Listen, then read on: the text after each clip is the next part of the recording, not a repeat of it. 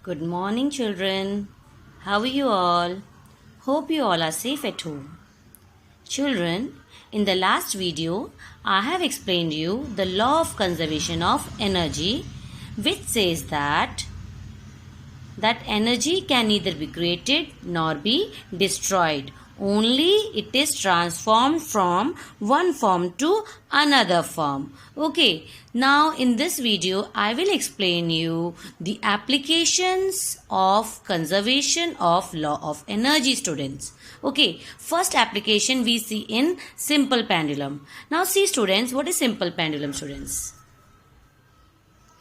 See, students, it's a simple pendulum. Okay, this is a rigid support. This is called the rigid support on which an inextensible thread is hanging. On this inextensible thread, a metal bob is hanged over it. Okay, this is a metal bob. See, students, this is A position. This is A position, which is the reference position or the original position, we say. Okay, when we raise this metal bob to B position, when we raise this metal bob to A position, what happens? See, height is increased. Now, when height is increased, children, okay, it is raised to some height. When we release this metal bob from B position, what will happen? It will start swinging, children. It will start swinging. When it will start swinging, again from B position, metal bob come to A position, then again it will go to C position. Then it will start to and fro oscillations. It will start oscillating. Metal bob will start oscillating, children. Okay. Now see, students, when it is at its reference position, this is the ground level. This is the ground level, we say. I have marked a line as well. Okay. When we raise to some height B, its height becomes, it has gained some height. Whenever an object gains some height or it is kept at height, what it has? It gains potential energy. It gains what? Potential energy. That means at the position B, this metal bob has what? Maximum potential energy. Okay. But when it starts moving now, that means when it comes into motion, that potential energy changes into kinetic energy. Now at the reference position, what about the reference position? What type of energy the metal bob has at A position? Since here height is 0, so A has no potential energy. It has only maximum kinetic energy. At A, the metal bob has maximum kinetic energy, whereas at the extreme positions B and C are, students, extreme positions.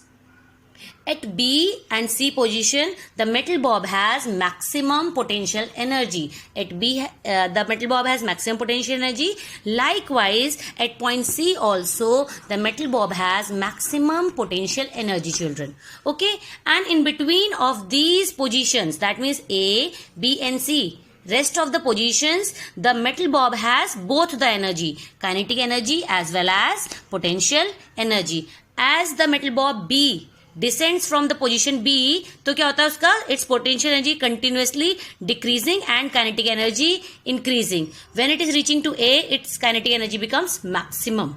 Okay. Now from when it goes from A to C, it is going to a height, it is gaining some height. That means its kinetic energy starts decreasing, and when it reaches to point C, it has maximum potential energy and kinetic energy becomes 0, children. So in this way, what happens? You see that the energy is continuously transforming from one form to another form. Okay, there is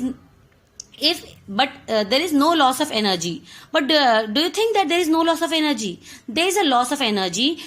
Now, why that there is a loss of energy? Because there is a friction of air. When this experiment we do it in the air, what happens? Air also produces some friction to the metal bob, due to which what happens? After some time, the swinging will stop, the oscillations will stop. Okay, energy dissipates.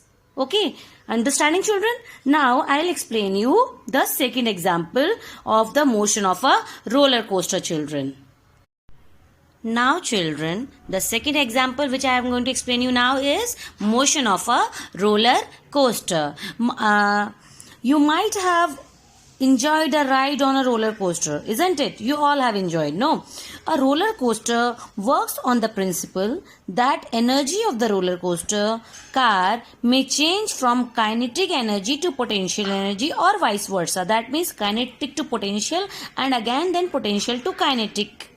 But total energy of the car remains unchanged.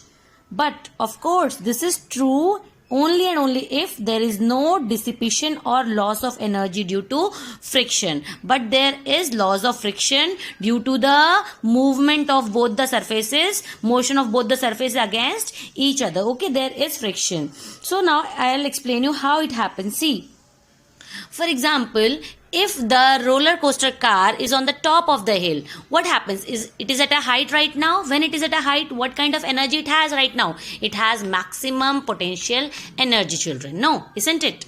Now, when it descends down, see, when it is descends down, what is happening? It comes into motion and its height is decreasing. That means what happens? Slowly and gradually, its potential energy continuously changing into kinetic energy. Okay, its potential energy changing into kinetic energy. See, slowly and slowly it is in motion. That's why its kinetic energy, what happens? Increases. Okay, now see, when it is going down, again going more down, that means height is decreasing. When it is going down, what happens, children? Its velocity increases. That means kinetic energy increases at a very fast rate. Now when the roller coaster car is moving ahead, that is moving, climbing up, what happens? You all have experienced when the roller coaster car is going up or raising to some height, its speed decreases. When its speed decreases, its kinetic energy also decreases. And since it is gaining a height, that means what? It is gaining potential energy. In that case,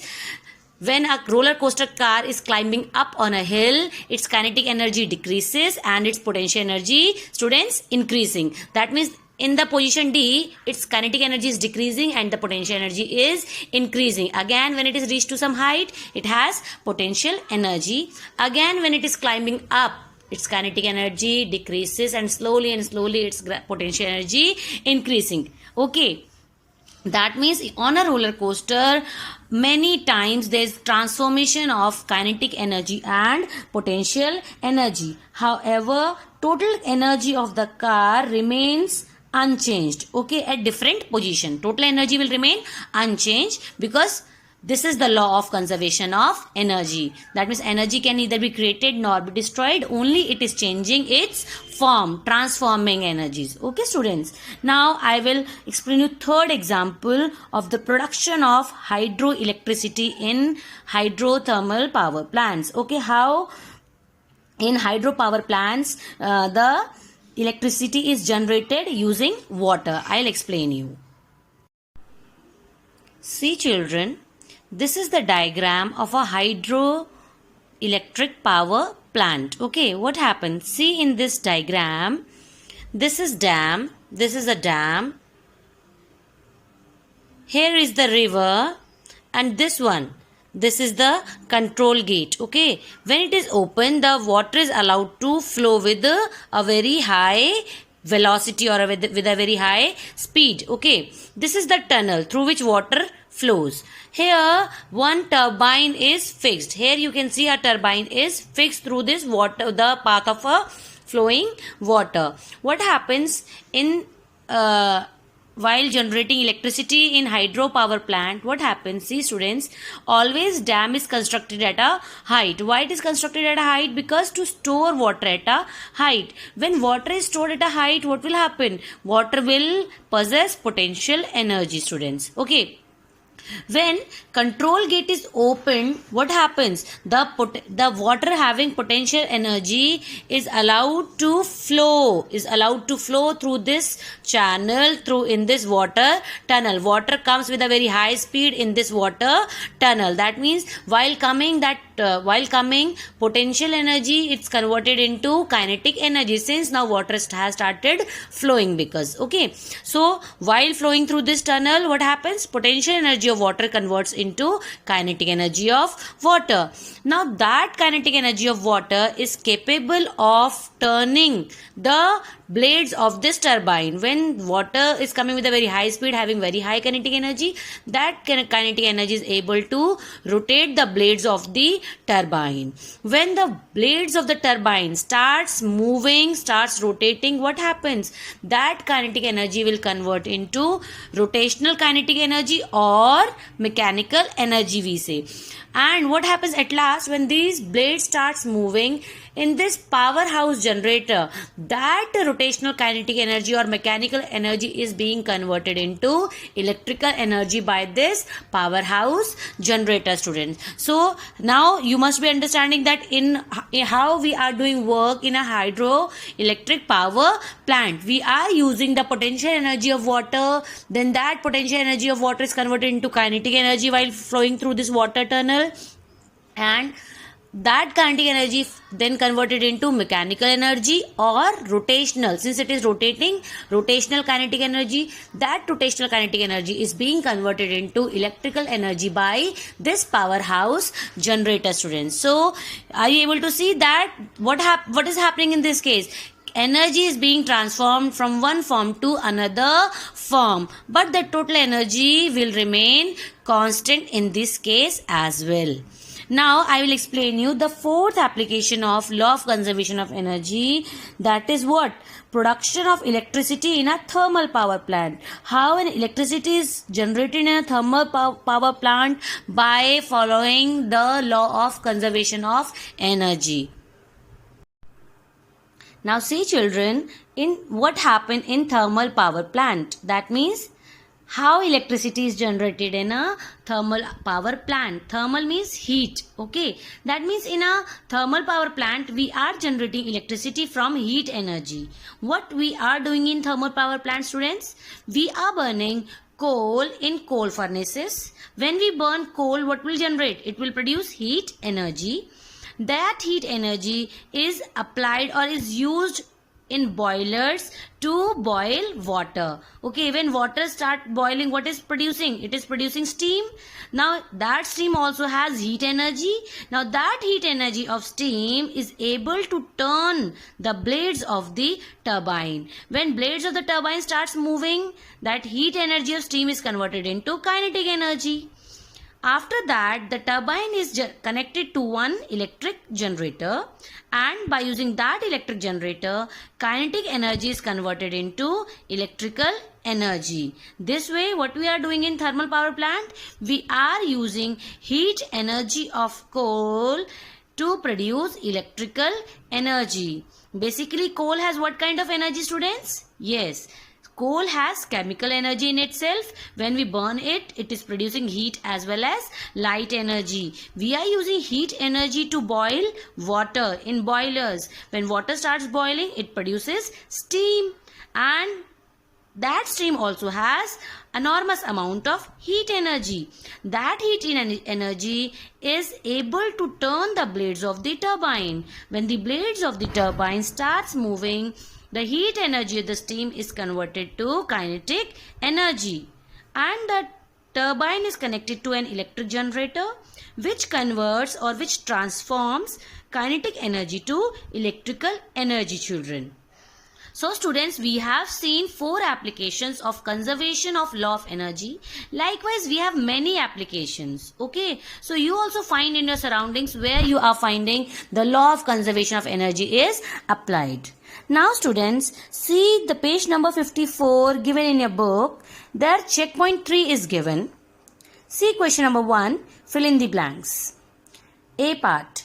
Dash can be converted from one form to another form. What can be converted, students? Energy can be converted from one form to another form.